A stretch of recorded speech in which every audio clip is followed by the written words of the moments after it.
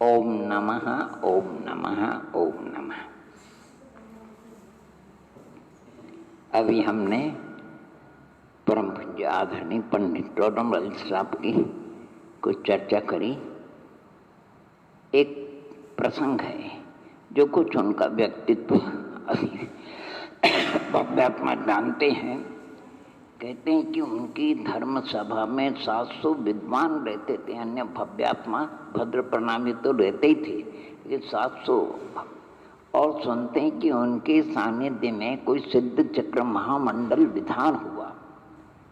उनके मार्गदर्शन में, उनके आशीर्वाद से एक दिन विलंब हो गया, तो जो पूजा करने वाले भव्यात्मा थे वो तिल मिला गए। जब आधा घंटे वो लेट पहुँचे तो उनकी भावना को देख कर, उनके प्रणाम को देख करके आदरणीय पंडित जी ने सब भव्यात्मा से कहा, हे पूजा करने वाले भव्यात्मा, आज जो रास्ते में घटना घटी और मेरे परिणाम हुए और मैंने उन्हीं परिणामों के समाधान के लिए मैंने प्रयोग किया, तो आधा घंटा में आपके यहाँ लेट पहुँचा, लेकिन सच्चा सिद्ध चक्र मंडल विधान तो मेरे जीवन में वो हुआ जो असमर्थ गिर पड़ा। मैंने उसकी वैयावृत्ति करी, उसका समाधान किया, उसमें टाइम लग गया। ये भगवान की पूजा करना ही चाहिए। भगवान को लाभ नहीं होता है, पूजा करने वाले भव्यात्मा को लाभ होता है। उनकी कषाय मंद होती, परिणाम अच्छे होते हैं। भगवान को तुम पूजा करो मत करो, सिद्ध भगवान को सिद्ध चक्र मंडल विधान से उनका गुणानुवाद करो मत, उनके सुख में कोई अंतर आने वाला नहीं है। उनके गुणानुवाद से आपको हमको ही लाभ होता है। इसे अनेक उनके जीवन की प्रसंग की घटना सुनने में आता है कि जो पंचम अध्याय में उन्होंने जो वस्तु स्वरूप का वर्णन किया, अब लोगों को सहन होना बहुत कठिन है। उन्होंने राजा के कान भर दिए। राजा होते हैं कान के कच्चे होते हैं, और उन्होंने आज्ञा दे दी कि इनके हाथी के पैर के तले इनको दबा दिया जाए। अब जो भी घटना है आज से 300 वर्ष पहले, वो हाथी पैर उठाता है, अलग करता, पैर उठाता है, अलग कर लेता है, उसकी हिम्मत नहीं होती इसी निर्दोष के ऊपर पैर रखने की। तो स्वयं पंडित टोडरमल जी कहते हैं, जब रक्षक ही भक्षक है तो काय को अंकुश की मार सहन करता है। बड़ा करुणा दृश्य जो भी हो, इसी घटना पढ़ने में आती, सुनने में आती है। उनके पास एक पत्र आया मुल्तान नगर से, जहानाबाद वालों के पास। उनको वो समाधान नहीं हुआ, वो पत्र पंडित जी के पास भेजा। उस पत्र को पढ़ करके आदरणीय पंडित प्रवर टोडरमल जी ने उसका समाधान किया। पुराने जमाने की बातें बहुत सुंदर, सिद्ध श्री सर्वपूज्य सर्वलायक उपमा योग्य आने जहाँ से लिखा जाता है और जहाँ से भेजा जाता है पत्र, कितनी सुंदर परिभाषाएं होती है। कहते हैं कि आप सभी साधर्मी, नाम लिखे उन्होंने, आप सब साधर्मियों को अपने चिदानंद चैतन्य घन के अनुभव से सहजानंद की वृद्धि हो, हमको भी यथा योग्य होती है। अर्थात मिलना तो कर्माधीन है, पत्र तो जरूर दिया करो। और जो ग्रंथों में वर्णित है वो सब जाना, कुछ जानने में आता है, सब लिखने में आता नहीं। फिर भी साधर्मियों को पत्रोत्तर अवश्य। और यानी कहते हैं कर्म सिद्धांत की घुमट चारों में आध्यात्मिक समय, सारा आत्मख्याति आदि में समय वर्णन है। उसमें उन्होंने 3 बातों को जिज्ञासा प्रकटी। स्वानुभव किसे कहते हैं? स्वानुभव कौन से गुण स्थान से होता है, और स्वानुभव दशा में सम्यक्त्व कैसा रहता है।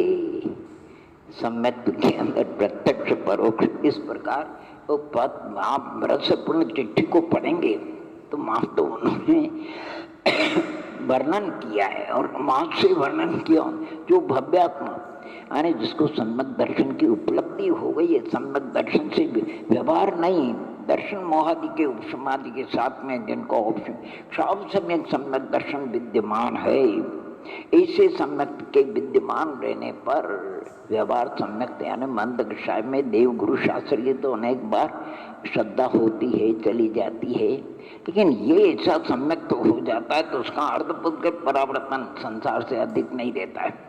ज्ञान उसका सम्यक हो जाता है। परिणाम उसके दो धारा रूप चलते हैं सभी कल्प अवस्था में। कभी मंद कषाय होती, पूजा अर्चना करेगा, स्वाध्याय करेगा, चिंतन मनन करेगा, और थोड़ी कषाय की अधिकता होगी तो सदग्रस्त है तो ग्रस्तोपयोगी कार्य करेगा, व्यापार भी करेगा, पुत्रादि संतान उनको पढ़ाएगा लिखाएगा, शादी ब्याह भी करेगा, यानी सविकल्प अवस्था। लेकिन वो भव्यात्मा निर्विकल्प अवस्था के लिए पुरुषार्थ चल लेता है। एकांत पे बैठ करके प्रातः काल अवसर मिलेगा तो मध्याह्न, नहीं तो संध्या काल, सुबह शाम तो नियम से, और सुबह तो कभी चूकता ही नहीं उषा काल में एकांत में बैठ करके सविकल्प अवस्था से निर्विकल्प अवस्था होने के लिए पुरुषार्थ करता है। क्या पुरुषार्थ करता है? एक संक्षेप में मोटे रूप में एकांत में बैठ करके जो भी विधि है सामायिक की, यानी जो आवर्त वगैरह है, नमस्कार आदि वगैरह सब करके, प्रत्याख्यान आदि करके, और अंतरंग में विचार करता है। द्रव्य कर्म, ज्ञानावरण आदि, शरीर आदि, राग आदि, नौ कर्म, भाव कर्म से आत्मा, ज्ञान दर्शन स्वभावी आत्मा भिन्न है।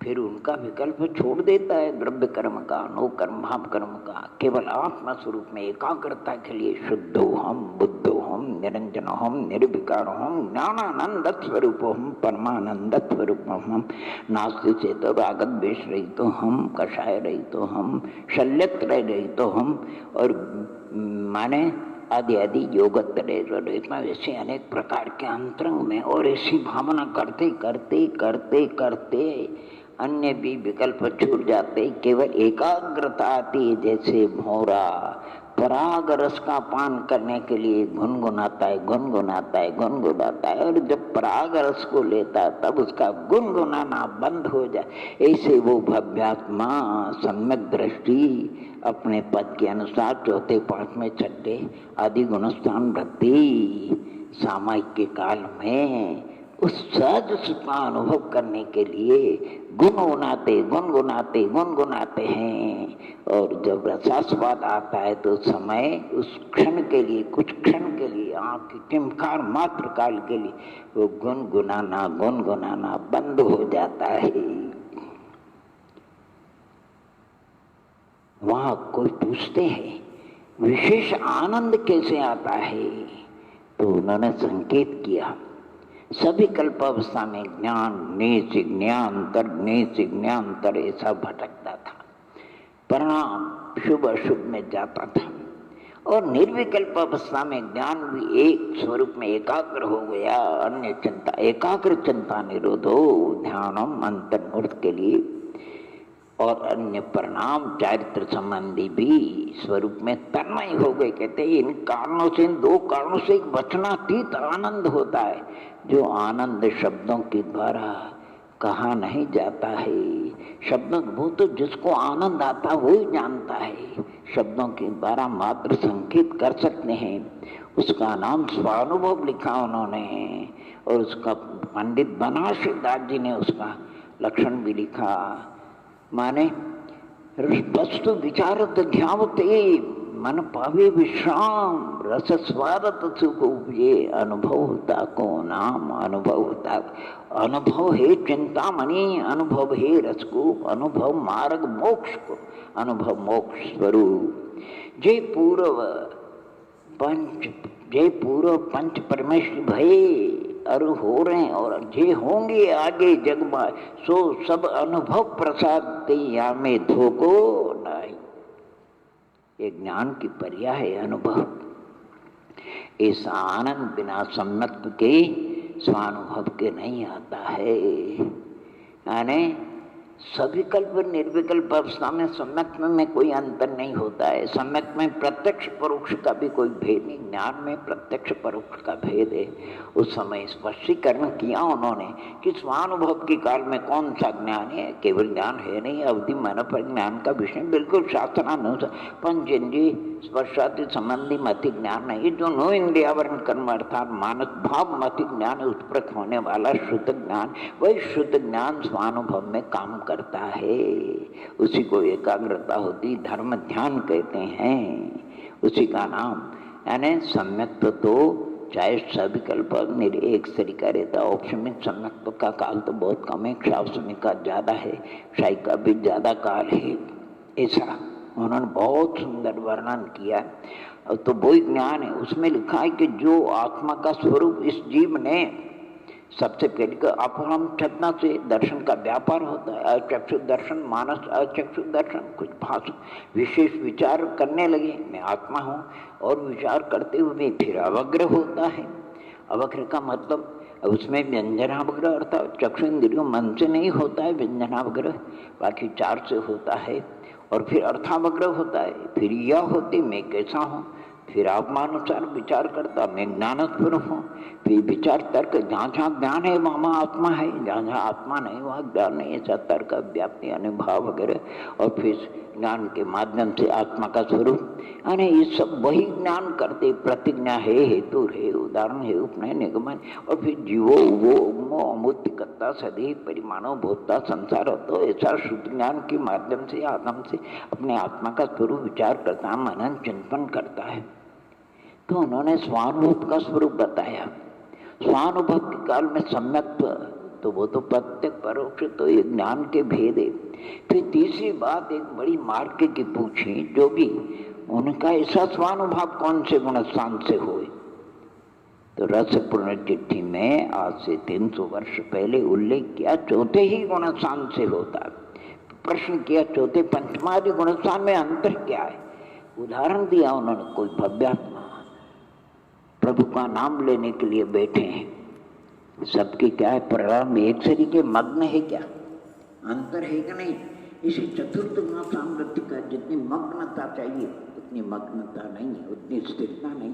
पंचम गुण सामर्थ्य को अधिक है, छठे गुण सामर्थ्य को अधिक है, और अप्रमत्त दशा साथी से अप्रमत्त दशा से तो मग्न ही रहते हैं, क्या कहो उनको। तो फिर बताए कि उसमें अब चतुर्थ गुणस्थान में अंतराल ज्यादा पड़ता है, पंचम में कम पड़ता है, और छठे सात में तो अंतर्मूर्त से अधिक अंतराल नहीं पड़ता, साथी से अप्रमत्त से तो अंतराल पड़ता ही नहीं। उन्होंने कहा सविकल्प विकल्प, तो ग्रंथों में प्रथम शुक्ल ध्यान में द्रव्य गुण पर्या, अर्थ से अर्थांतर, योग से योगांतर, शब्द से शब्दांतर। आप निर्विकल्प, अरे निर्विकल्प अवस्था के भी उन्होंने दो भेद भेदे, एक बुद्धिपूर्वक और अबुद्धिपूर्वक। ये जो वर्णन है ये बुद्धिपूर्वक वर्णन है, अबुद्धिपूर्वक की अपेक्षा प्रथम शुक्ल ध्यान में सब बातें होती है। ऐसा उन्होंने बहुत सुंदर आगमानुसार रसपूर्ण चिट्ठी में उसका वर्णन किया है। और अंत में ये लिखता है कि आगम में जो कुछ है आप भी अवलोकन करना, मैं भी छद्मस्त हूँ, भूल होना संभव है, और पत्र तो जरूर दिया करना साधर्मियों का, बाकी मिलना तो कर्माधीन है, बाकी मिलना तो कर्माधीन है। ओम नमः, ओम नमः, ओम।